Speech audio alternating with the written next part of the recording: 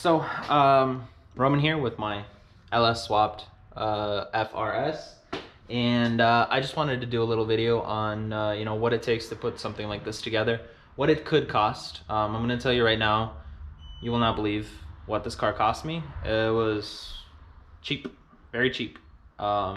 This is a budget build for me, and it's mostly because I got lucky with the deals that I found. So let's go.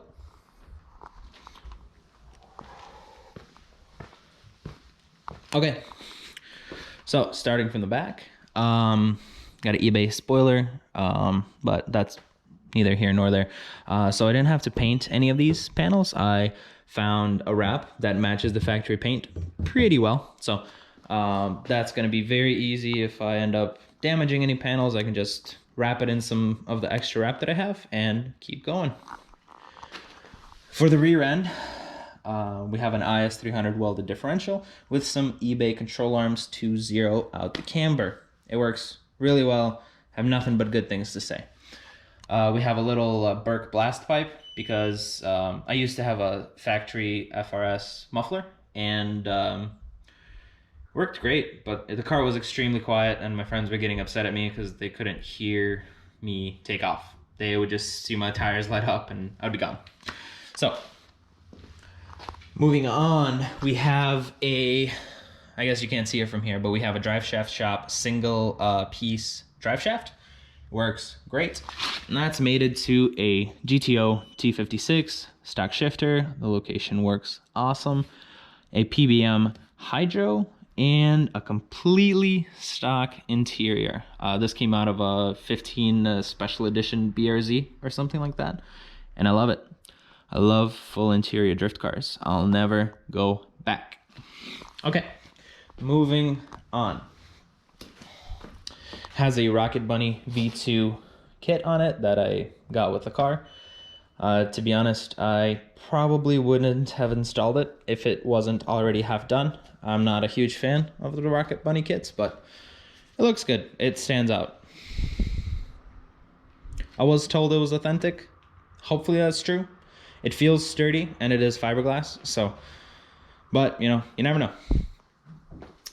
So moving up to the front, as you can see, we relocated the fuse box. I wanted to keep this area completely open for whatever might come in the future, and it looks much better as a symmetrical kind of engine bay, in my opinion. This is a bone stock 5.3. And it has enough power to scoot. It has all the torque. Honestly, I don't know what people do with 500 horsepower in a chassis like this. Even with this tired engine, probably has maybe 275 to the wheels, maybe, big maybe, and it feels amazing. I love it. So I can't wait to see what a engine with actual horsepower can do. So that T56 is mated to a bone stock 5.3 iron block, and we have a Canton Race Drift drag oil pan that's baffled. It works pretty well.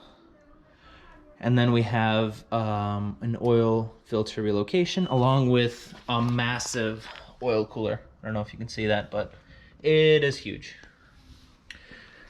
So that oil pan is probably the cheapest one you can buy. It's, I think, just under 300 bucks, and it works great. So if you want a budget pan, it works in this, and I don't think it's swap specific even, but it works really well. We have some eBay brackets for the alternator, eBay tensioner, CX Racing, what's that called? The radiator adapter, I think, like the hoses to adapt it. These are stock GTO headers. I used to have CX Racing headers, but there was I had some reasons to get rid of them. I'm not particularly a fan. They look really awesome, but I think the cons just outweighed the pros for me. But they are phenomenal looking headers. Just not for me. LS6 intake with a Fitech 92mm throttle body. This works extremely well. We have a Holley Terminator X running the whole system, and honestly, no complaints at all. Holley really makes a good system. It's dummy proof, and I know because I'm a dummy. So we have a Willwood generic master cylinder. It's a 0.75 mil, I think. I know they make adapters where you can you have to cut a hole in your firewall and adapt like a $200 bracket and la. And I figured if I'm going to be cutting my firewall, I can make a generic one fit, and it fits really well. So this was $55 maybe. So definitely a budget built car. Moving on to the suspension, we have K-Sport coilovers with extended control arms and EV455 inner tie rods with Honda Odyssey outer tie rods. These tie rods are massive. I hope you can see that. So they are definitely sturdy enough for the job. I cut the knuckles according to Wildside's drift videos. He's another YouTuber that does a really good video on how to cut your knuckle. Oh, I guess we can't see it from there. On how to cut your knuckle to get the best angle and acronym. A friend of his did a video, and it's super easy to follow. Highly recommend it if you want very cheap, usable angle. So that's that. We have a Koyorad radiator with 2 SPAL fans on the back. So most of these parts I did not buy.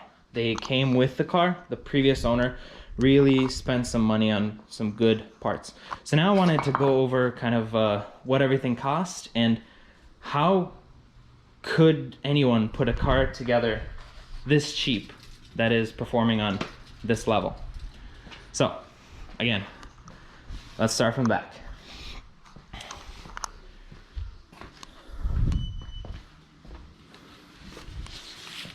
Starting from the back. The eBay spoiler was, I think, like $70. You know, that's neither here nor there. The Burke tip, I got free from a friend. The wheels were off of my 350Z drift build. They just have spacer adapters. And so let's start with the diff and the adjustable arms.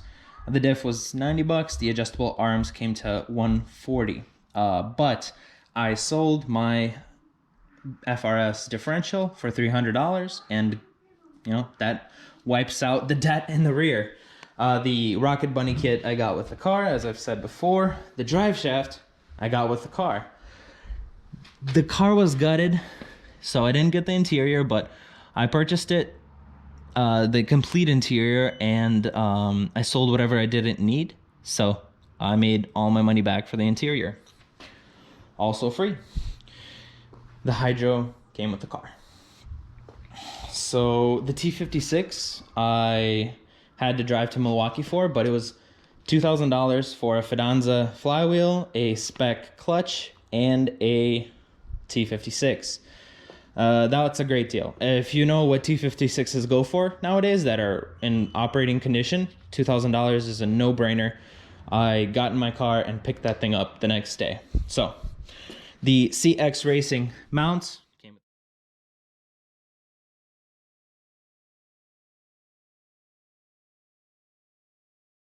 with. Okay, so that brings the total to just under $7,000 for the entire car and swap. So that is from where from my understanding, that's extremely low for a swapped car. That is ready to go, ready to rip it, and this car has been great. I love LS swapped drift cars now.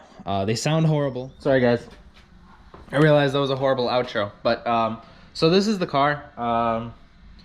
Extremely cheap. It's a budget build, so I love ripping on it and just beating the snot out of it. That's what the car is for. We do have some things to do this winter. I cooked the T56 transmission.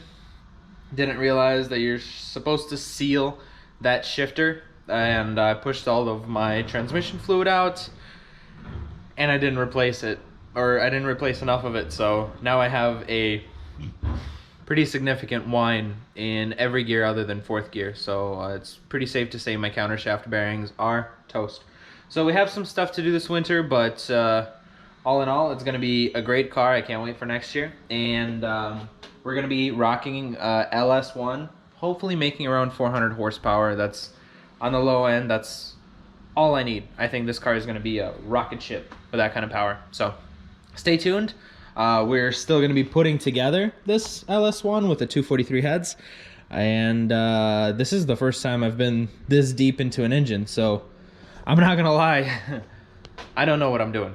I'm watching YouTube videos for 100% of this. So I'll take you guys along for the ride.